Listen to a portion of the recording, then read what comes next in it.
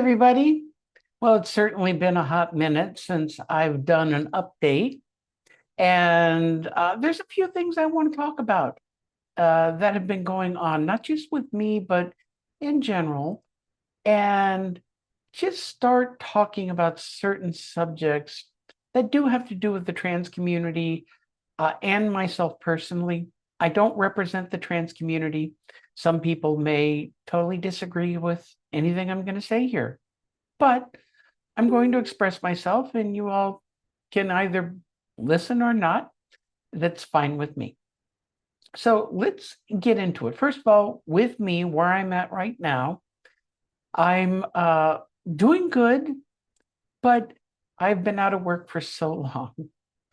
I can't get a job. I've been interviewing with companies, applying, and what I'm running into, I'm sorry, is ageism. Nobody wants to hire the older person. I've said this before. I mean, I apply and nobody knows I'm trans. No, I don't tell anybody. I just apply as my legal name and gender and my qualifications. And I either get ghosted or I get an automatic rejection email. Nobody will even talk to me because some computer somewhere looked at the keywords and decided, nope, they're not qualified. Not to mention the fact the job market is so horrible. For every job posted, there are hundreds, if not thousands, of people all applying for the same job. So, what are the chances of getting hired? So, it's been a struggle, but I'm keeping my spirits up. I'm trying to work on several other endeavors to move forward into the future. And I've mentioned a couple of them here, but I'm going to go ahead and mention them here again. First of all, I do have a website. It's called melissalee.com, and it's the way I spell my name here, Milyssaleighh. Very simple. On this website, which I'm still tweaking at the moment, but it is live, I do offer tarot readings. I've been doing those for many years. I promote myself as a paranormal investigator, which I've done for a couple of decades. And I also do book editing. So for independent authors who are trying to get books published, self-published, I have edited many, many manuscripts and formatted them to be uploaded to Amazon Kindle or Barnes and Noble or wherever to have books self-published. And I did one for my friend. Now, her latest book is called Directive 17 by Irene Allen Block. I've helped Irene publish a lot of books. This is a spy novel. But what I really like about this book is, and yes, I'm promoting it, is the fact that it is unemotional, telling it from the perspective of a spy slash assassin woman working for MI6. And you see throughout the story the emotional toll it's taking on her and starting to question what is her real value? What is her worth? So, again, awesome book. I highly recommend it. You can get it in softcover, hardcover, Kindle format. I'm even working on an audiobook version of this. So, and it has a little quote on the back cover, and gee, who is that?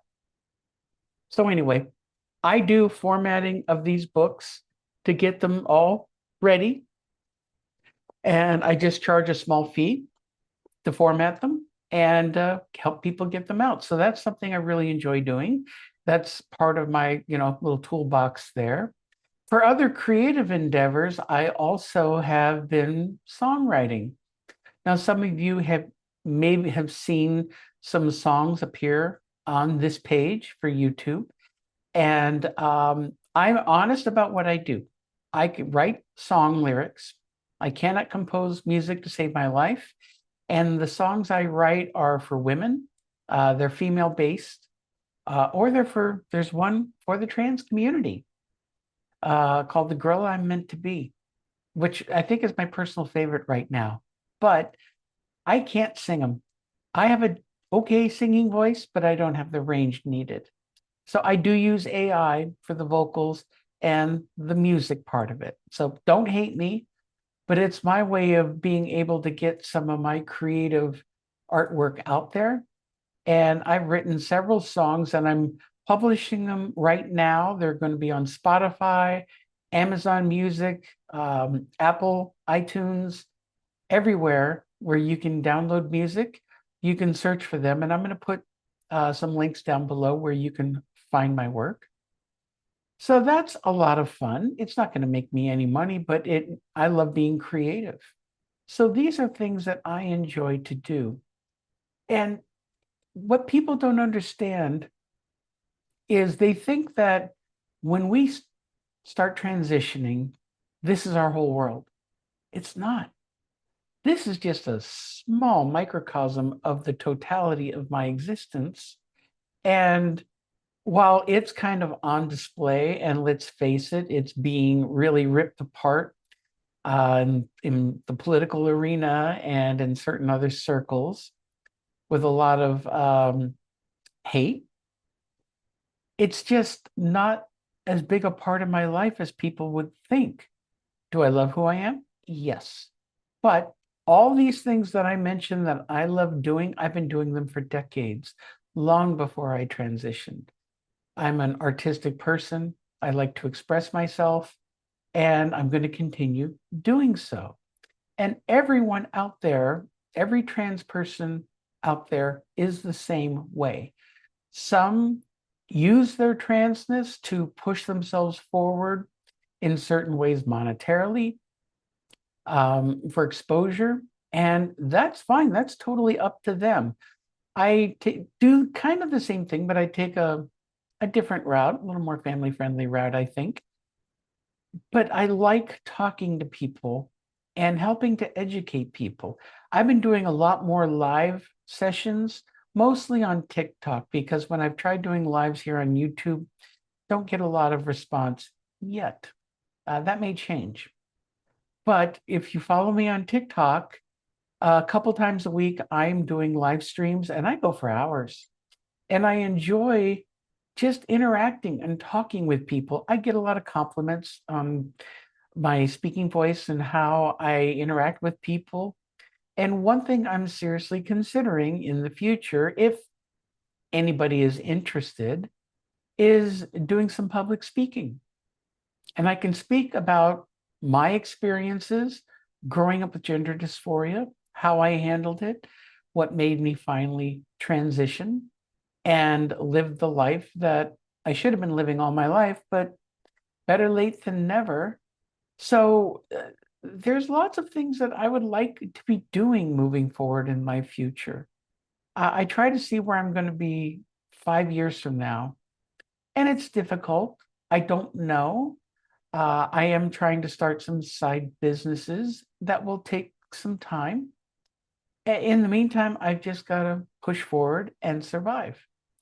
And this is one of the ways I'll do it is just putting myself out there. I'm always open to questions. If anybody wants me to do videos, they have questions and I can respond to them here, I can certainly do that. I definitely do that over on TikTok. I'm on Facebook and Instagram. So there's lots of ways to follow me, interact with me. And if all you're going to do is come on here and remind me that I'm a dude, I'm a guy, how's it hanging, dude? They try to guess my old name and they always fail. It's like, listen, I get it. You don't accept it, fine. Stay in your own lane. This is my lane. I'm walking this path, so stay out of it. If you don't want to actively, positively participate with me, go somewhere else. Okay? Because all you're going to do is get yourself blocked. Nothing you can ever say to me will upset me because I don't take any bad comments seriously because I'm not that kind of person. So it doesn't matter to me. But, if somebody's coming on and being abusive, they're gone. I won't put up with it. Everything else, what else is happening with me? Not much else is happening. Summer's winding down. I really didn't get a chance to do much this summer that I wanted to. God, I wanted to go down to the shore, but everything has gotten so expensive. And for a girl out of work, I gotta kind of watch what I'm doing. That's not to say I'm not going to try to squeeze something in here soon because I need to get out. I need to do some different things. The transition itself is going good. I'm coming up on a year and a half being on hormones. Well over a year of living full time. I came out to my mother back in January, and I told you how it didn't exactly go well. And I've talked to her plenty of times since, and she's pretending like I never said anything. Calls me by my old name all the time, pretends it never happened. We don't discuss it. And one of these days, I'm afraid I'm going to have to bring the subject up, and I know she's going to totally flip out because she doesn't want to talk about it. She's in denial. Her birthday is coming up the end of this year, turning 90. And would I want to be there? Yes. But guess what? I'm not invited. I have some nephews who are showing up coming in from out of state. My mother talked to me about it. She's excited they're coming in, but she'd never asked me. She used to, but she never asked me, oh, are you going to come out this year? I get nothing this time because she's afraid of what she's going to see. And I don't know how to get her to prepare for that. Am I willing to dress more casually? Yes, but I'm still going to be feminine because this is the way I'm living my life now. I don't have to wear makeup. I can put my hair in a ponytail. I can wear very generic women's clothes, but my face has changed. My arms, my skin, my voice, everything has changed. And anything right now would upset her. So I don't know what to do about it, really. And do I want to go the rest of her life not seeing her? Of course not. I love my mother. She's a pain in my butt. She always has been, but she's my mother. Things are going good with my sister-in-law. Well, we had some rocky roads there for a bit. And a lot of it I have to take my share of the blame for because I have a tendency, if I feel that there's issues, I tend to pull back. And a lot of that is me. And we had a good discussion last week. And we talked a lot about this. I know she struggles with this. You know, she had her brother-in-law for over 20 years. And while she's okay with Melissa and will go out in public with me and we can hang together, but is it easy for her all the time? No. I've got to be mindful of that. People, when you transition, people are normally not going to say, "Oh, okay, that's great. Okay, well, we'll call you by your new name all the time and everybody will be hunky-dory." No. We're creatures of habit. And being that I transitioned so late in life, people had decades of being used to the old me. Now there's a new version of me that they're not used to. It's been a part of me this whole time, but they have to get used to it. And at the same time, they don't have to. I don't force this on anybody. If somebody, including my mother, does not ever want to accept it, that's up to them. I'm not going to shove anything down anybody's throats. I'm just going to continue to live my life. I'm here if people want me to be in their lives. If they don't, not much I can do about it. And it's the same with society right now. All these laws, all these things that the administration is pulling, which is, I try not to swear too much, but this is such fucking bullshit. What they're doing, what all these states are doing, these 800 some pieces of legislation they've tried passing this year, some they have passed. I have a friend who lives in Kansas who's trying to get me to come out to visit. And I'm hesitant because Kansas has just passed a bunch of anti-trans laws, including stripping all the trans people who live in the state of their legal name changes and their driver's license with their legal name changes, forcing them to go back to their old names and gender markers. And then, of course, also forbidding them to go in women's spaces. Now, I use that air quote I'm being a little facetious, but at the same time, here's the thing. You have to understand, I love women. I love women. I support women. I relate to them, even though I am not a woman. I never grew up, with the DNA or with the chromosomes. I didn't have the life experience. Fine. And people throw that in my face all the time, but it doesn't matter. This is who I am. I should have been this way growing up, but I grew up in a different time. And now everyone's throwing a fit about it because for political reasons, they're using it to scare the crap out of their base, to drive people to the voting booth because we can't let these trans people take over. They're potential domestic terrorists. What in the fuck is that about? And then, of course, the administration pulling federal funding from any organization that openly supports and admits trans people exist. Can you imagine if they did that to Black people? How about gay people, which they did for the longest time? Being gay was illegal. I mean, now they're doing it to this. This is the 21st century, people. This is insane. And no, we're not a threat. You're making boogeymen or women out of us. We're not a threat. Do I go in the women's bathroom? All the time. All the time. You know why? Because nobody has anything to worry about me. And they go, well, that's a woman's safe space. Well, there's a difference between a bathroom where I can walk into a stall, close it, privately do my business, come out, wash my hands, and leave. There's not going to be any women standing there naked, parts out, or whatever. That's a women's locker room, which I'll never go into for that reason.